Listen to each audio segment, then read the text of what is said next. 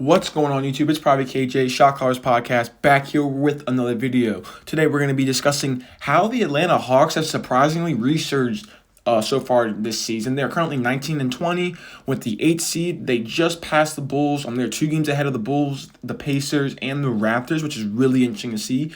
1 game down from the Knicks. I should say 1 win, actually, down from the Knicks, Hornets, and Celtics, and 2 wins down from the Miami Heat. This Eastern Conference race is going to be tight, and it's going to be very fun to watch. Now, the interesting part is I do expect the main teams to kind of shape out the top 5 seeds being 76ers, Nets, Bucks, Heat, and Celtics. I just can't find a reason in this weak Eastern Conference how those 5 teams are not the top 5 seeds, in my opinion, or at least don't make the playoffs. So that's going to be, once again, a very interesting kind of thing to watch out for.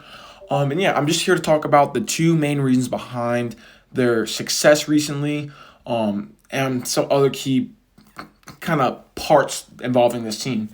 So yeah, if you enjoy this video, like, subscribe, and ladies, gentlemen, and ballers, let's get right into it, okay? So the Hawks, like I said, are 19-20, very close race, okay? They just passed the Bulls the other day, and it's very interesting to see how when they fired Lloyd Pierce and when Nate McMillan became the coach, how things have changed, okay?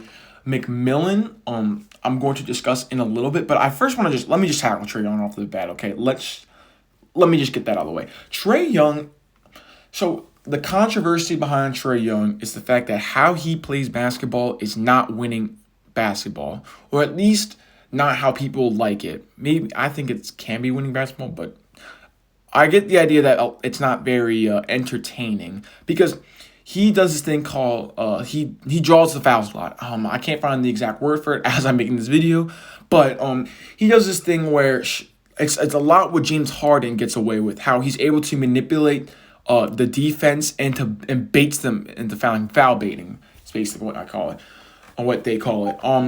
And it's a very fair thing, and a lot of people have a problem with it because they're trying to see if they can change that and fix it in the game. But at the end of the day, it is a foul, and that's something that is undisputed. It is a true foul. Don't hate the player, hate the game. That's all I'm gonna say. So Trey Young surprisingly did not make the All-Star team, and I think that was one of, if not the biggest snubs. Actually, no, it was the biggest snub. It was really surprising to see that, but he's just been a monster. He's averaging 26 points, 4 rebounds, 9 assists, almost a double-double, on solid efficiency, on really good efficiency too. Now, the field goal percentage from beginning of the year was down. If you had not noticed, he was shooting below 40% for a good chunk of the season, but he's brought that up this season. He's shooting above 40%, obviously 43% from the field to be exact. He's shooting 6.7 threes per game. I'm not even gonna try and round that. On 38% shooting from the field. Okay, the key stat that raises his efficiency. Okay, 9.6 free throw attempts on 87% shooting from the free throw line. That is what really brings it up. Okay, I think we all realize that he's one of the worst defenders, if not the worst defender in the league. Due to his size and his kind of how he's built. He's only 180 pounds, basically 6'1", small, scrawny arms, T-Rex arms, minimum size 2K build arms. But the thing that is going to really raise Trey Young's ceiling, because at the end of the day, he's so talented on offense that you can get past his defense. The thing that's going to raise his ceiling is the turnovers. He's averaging 4.4 turnovers. Last year he averaged 4.8. So give him credit. It is down somewhat. Now he is averaging 9.2 assists. So you know what? It is what it is. He handles the ball so much. The thing that I've advocated is for some Trey Young off-ball stuff. How Curry was integrated on the off-ball, which changes game. I think something similar can be done with Trey Young. Not on the same level, but something similar can be done with that. If he can somehow cut the turnovers to around 3 a game, maybe even 2, Chris Paul, he would legitimately be the best offense, second best outside of Curry, second best offensive weapon in the game. I legitimately think that.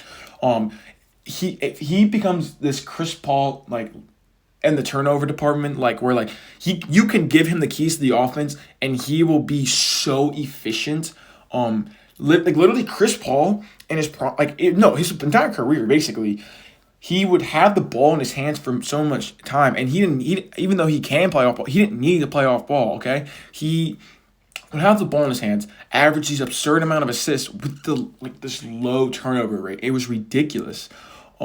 Plus minus, I just want to also add in the fact that he's a 3.3, which is really good for his team. And so that's kind of something I wanted to kind of show you guys. He's a really good offensive rating, and that's something that I kind of like to look into. His true shooting percentage is 60%. That's something that's really key.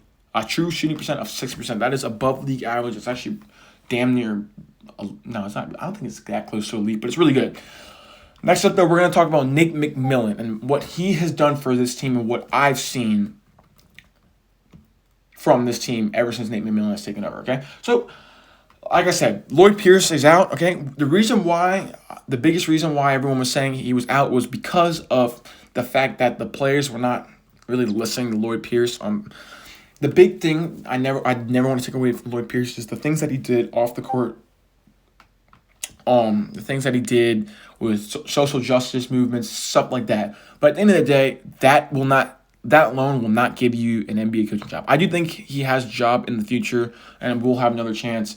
But Nate McMillan is a proven kind of guy. And I think that's what the main important thing was. Because as much as people want to glance over the fact that Pierce was kind of a newer, younger coach, and how he will have another chance because obviously I think he deserves another chance. I mean, why not? He's young too. The fact that he wasn't able to galvanize this team, which was so important, and no matter what he did off the court, that will not sustain you a job if you do not perform on the court. Nate McMillan is a proven coach that is defensive minded, but has some offensive sets that would work. That's what I really want to see, because I kid you not, I literally expected, if once I saw Nate McMillan was an assistant, if this team was not doing well, I kind of expected this. I didn't think it would happen right now, but I expected in the offseason that he would get fired and Nate McMillan would step up. And ever since that happened, they've been on a roll, okay? The key to what I'm seeing here, I'm going to first talk about, is how he's able to gather this team up and be like, has no problem yelling at them, getting in their faces, and be like, look, this is the job XYZ needs to do, yada, yada, yada. So it's that kind of it's kind of like a respect around the league. And that's something you kind of gain from being in the league a long time. And that goes a long way with a young team, okay? I think someone kind of telling Trey Young what to do is kind of actually important, because then it sets for the rest of the players. Get the alpha dog in check, basically, which will set the standard for the rest of the players. So that's kind of my thing. I'm going to talk about John Collins later in the video, but let me just kind of talk about some players that have been stepping up recently, okay? One, Tony Snell.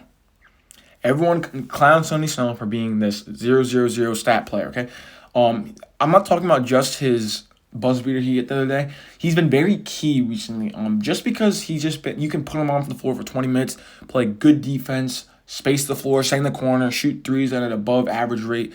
That's something you need at the end of the day to improve the defensive ceiling on a team. Just a all-around role player that can play defense, shoot the three. 3-and-D player.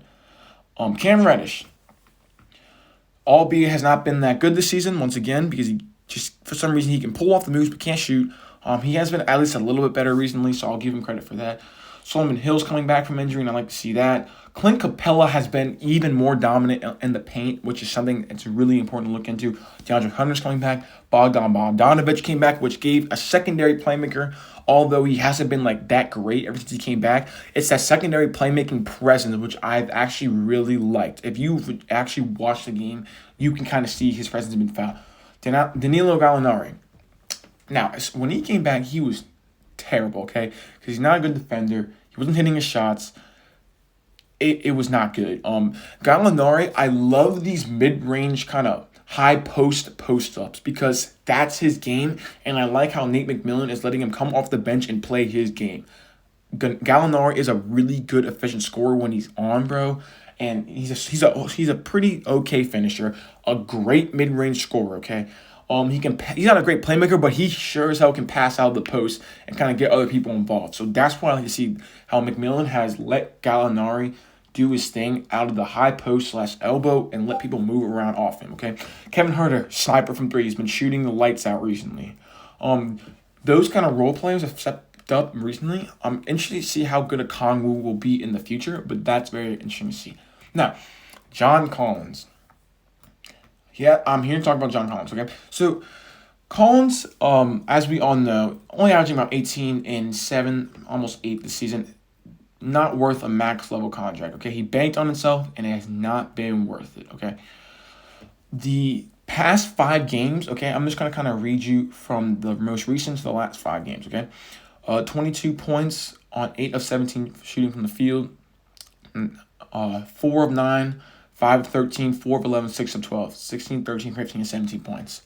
So outside of this 22-point game recently, John Collins has not really been that dude, that secondary option.